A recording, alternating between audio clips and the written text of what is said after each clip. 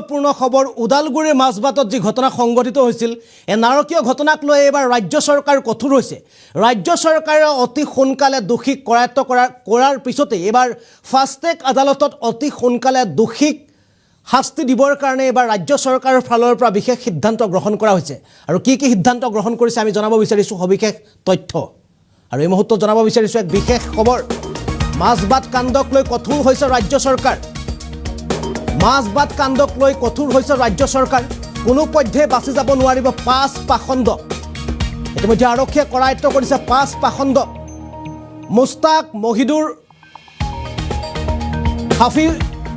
হাফিফুল Saddam FASTag আদালতত বিচাৰৰ আহ্বান ৰাজ্য চৰকাৰ ফাষ্টেগ আদালতত বিচাৰৰ আহ্বান জনাইছে ৰাজ্য চৰকাৰে ঘটনাস্থলীত উপস্থিত মন্ত্ৰী জয়ন্ত মল্ল বৰুৱা মাজবাটত ঘটনাস্থলীত উপস্থিত হৈছে মন্ত্ৰী জয়ন্ত মল্ল বৰুৱা মাজবাটৰ বিভিন্ন প্ৰান্তত চলি থকা অসামাজিক কাম কাজৰ বিৰুদ্ধে সৰব হৈছে ৰাজ্য চৰকাৰ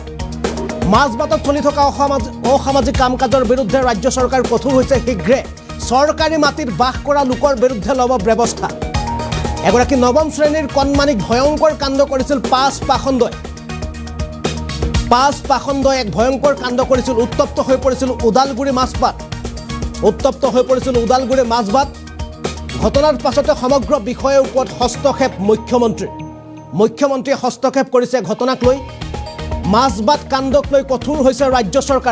চৰকাৰে স্থিতি কঠোৰ লৈছে এবাৰ মাজবাটৰ ঘটনাক লৈ কোনো পধ্যে বাছি যাব নোৱাৰিব পাঁচ পাখণ্ড ইতিমধ্যে আৰক্ষীয়ে গ্ৰেপ্তাৰ কৰিছে পাঁচ পাখণ্ডক আৰু মন্ত্ৰী জয়ন্ত মল্ল বৰুৱা তাত উপস্থিত হৈছে মুস্তাক মহিদুৰ হাফিফুল সাদ্দাম এহছানে স্বীকাৰ কৰিলে ভয়ংকৰ কাণ্ডৰ কথা ফাষ্ট ট্ৰেক আদালতত বিচাৰৰ আহ্বান ৰাজ্য চৰকাৰৰ আৰু এই মুহূৰ্তত জনাইছো এক গুৰুত্বপূৰ্ণ খবৰ এক ডাঙৰ খবৰ কিয়নো 22 জুনত যি মাজবাটত সংঘটিত হৈছিল নাৰকীয় ঘটনা এই ঘটনাক লৈ ইতিমধ্যে ৰাজ্য চৰকাৰ কঠোৰ হৈ পৰিছে ৰাজ্য চৰকাৰৰ মন্ত্ৰী জয়ন্ত মল্ল বৰুৱা এতিয়া গৈ ঘটনাস্থলীত উপস্থিত হৈছে অসামাজিক কাম কাজৰ বিৰুদ্ধে সৰব হৈছে ৰাজ্য চৰকাৰ মাজবাটৰ বিভিন্ন প্ৰান্তত যিসমূহ অসামাজিক কাম কাজ চলি আছিল বিভিন্ন সময়ত তাক লৈ এতিয়া ৰাজ্য চৰকাৰৰ কঠোৰ সিদ্ধান্ত শীঘ্ৰে চৰকাৰী মাটিত বসবাস কৰা লোকৰ বিৰুদ্ধে লোৱা হ'ব ব্যৱস্থা এগৰাকী নৱম শ্ৰেণী কণমানিক ভয়ংকৰ কাণ্ড কৰিছিল পাঁচ পাখণ্ডই উত্তপ্ত হৈ পৰিছিল ওদালগুৰিৰ মাজবাট আৰু ঘটনাৰ পাছতে সমগ্ৰ বিষয়ৰ ওপৰত হস্তক্ষেপ কৰিছে মুখ্যমন্ত্ৰী আৰু এই মুহূৰ্তত জনাইছে বিশেষ দৃশ্য দেখুৱাবলৈ চেষ্টা কৰিছোঁ ইতিমধ্যে পাঁচ পাখণ্ডৰ বাসগৃহ একাংশ উত্তেজিত জনতাই আজি ভাঙি পেলাইছিল যি পাঁচ পাখণ্ডই নাৰকীয় ঘটনা সংঘটিত কৰিছিল তাৰ পাছতে এনেদৰে সাধাৰণ জনতাই ওলাই আহিছিল তেওঁলোকৰ খঙৰ বহিঃপ্ৰকাশ হৈছিল আৰু যাৰ ফলত তেওঁলোকে সেই পাঁচ পাখণ্ডৰ যি ঘৰ আছিল ঘৰক তেওঁলোকে এনেদৰে ভাঙি লণ্ডভণ্ড কৰি দিয়াৰ লগতে জ্বলাই ছাৰখাৰ কৰিছিল আৰু তাৰ পাছতে এই ঘটনাক লৈ এতিয়া ৰাজ্য চৰকাৰৰ কঠোৰ স্থিতি যিসকল লোকে তাত বসবাস কৰা যিসকল লোকে চৰকাৰী মাটিত বসবাস কৰি আছে তেওঁলোকক অতি সোনকালে হয়তো অসম চৰকাৰৰ ফালৰ পৰা বা আৰক্ষী প্ৰশাসনে হয়তো উচ্ছেদ কৰাৰ সম্ভাৱনা আছে ইতিমধ্যে ঘটনাক লৈ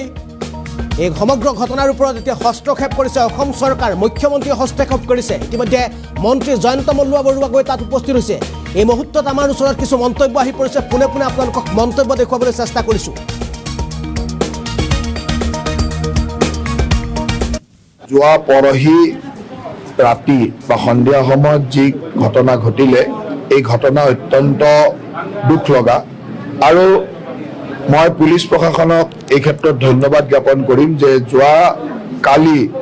দুপৰীয়াৰ পিছবেলা এই ঘটনা গম পোৱাৰ লগে লগে বা অভিযোগকাৰীয়ে অভিযোগ দিয়াৰ লগে লগে 24 ঘণ্টা নহওঁতে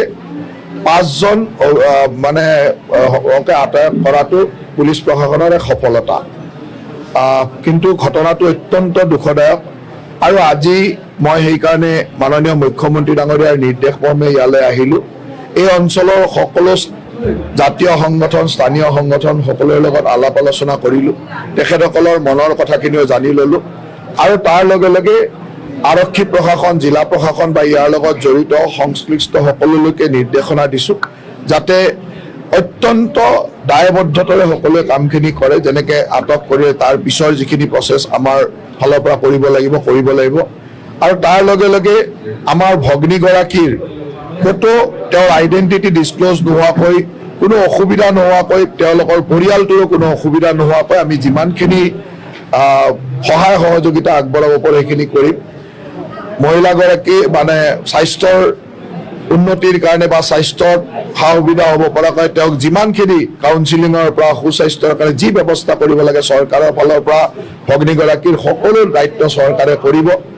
আৰু তাৰ লগে লগে আমাৰ ৰাইজৰ যিটো আগ্ৰহ যে ফাষ্ট ট্ৰেক কোৰ্টৰ জৰিয়তে ইয়াক অত্যন্ত সোনকালে নিষ্পত্তি হ'ব লাগে যাতে দোষীয়ে শাস্তি পায় অভিযোগকাৰীয়ে যিধৰণে 5জন ব্যক্তিৰ কথা কৈছিল আৰু ধৰাৰ পিছত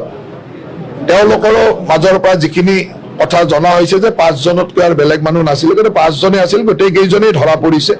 আৰু তেওঁলোকে মোটামুটিকৈ স্বীকাৰো কৰিছে আৰু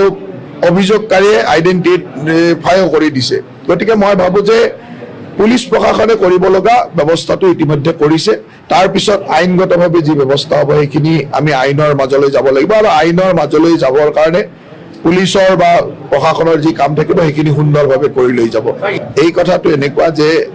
এই অঞ্চলত কিছু এনেকুৱা অসামাজিক অঞ্চল বা এনেকুৱা ধৰণৰ অসামাজিক ঘটনা কৰা কিছু অঞ্চল আইডেণ্টিফাইও কৰা হৈছে আৰু আজি ৰাইজে এইটো আগ্ৰহ প্ৰকাশ কৰিছে যে তেনেকুৱা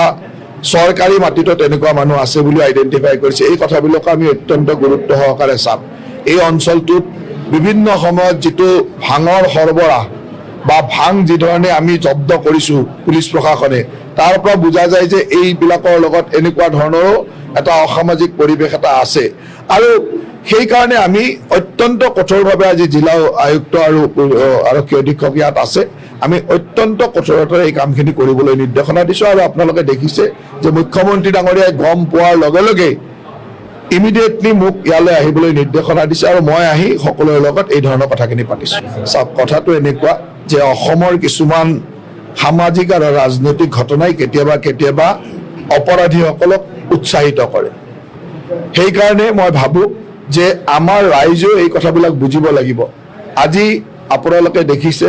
যে বিগত সময়ত হিমন্ত বিশ্ব শৰ্মা ডাঙৰীয়াৰ চৰকাৰখন হোৱাৰ লগে লগে এই কথাবিলাক নিজে নিজে তল পৰি গৈছিলে বন্ধ হৈ গৈছিলে মানুহে ভয় খাইছিলে কিন্তু যোৱা মাত্ৰ ইলেকশ্যনৰ সময়ত যেতিয়া কোড অফ কণ্ডাক্ট চলি থাকিল আমাৰ চৰকাৰখন যেতিয়া এটা বান্ধোনৰ মাজেৰে নিষ্ক্ৰিয়তাৰে থাকিব লগা হ'ল সেই সময়তে এনেকুৱা বহুকেইটা ঘটনা ঘটিলে আনকি কিছু অঞ্চলত এনেকুৱা ধৰণৰ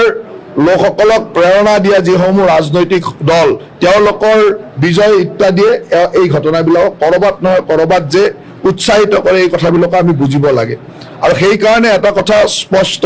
যে যিসকলে এই ধৰণৰ কথাৰে উৎসাহিত হৈছে তেওঁলোকে বুজি ৰাখক যে ইয়াত হিমন্ত বিশ্ব শৰ্মা ডাঙৰীয়াৰ চৰকাৰ চলি আছে ভাৰতীয় জনতা পাৰ্টীৰ নেতৃত্বত চৰকাৰ চলি আছে গতিকে এই ক্ষেত্ৰত কঠোৰৰ পৰা কঠোৰ চৰকাৰ সদায় হ'ব আৰু কোনো দোষী হাৰি যাব নোৱাৰিব যোৱা পৰহি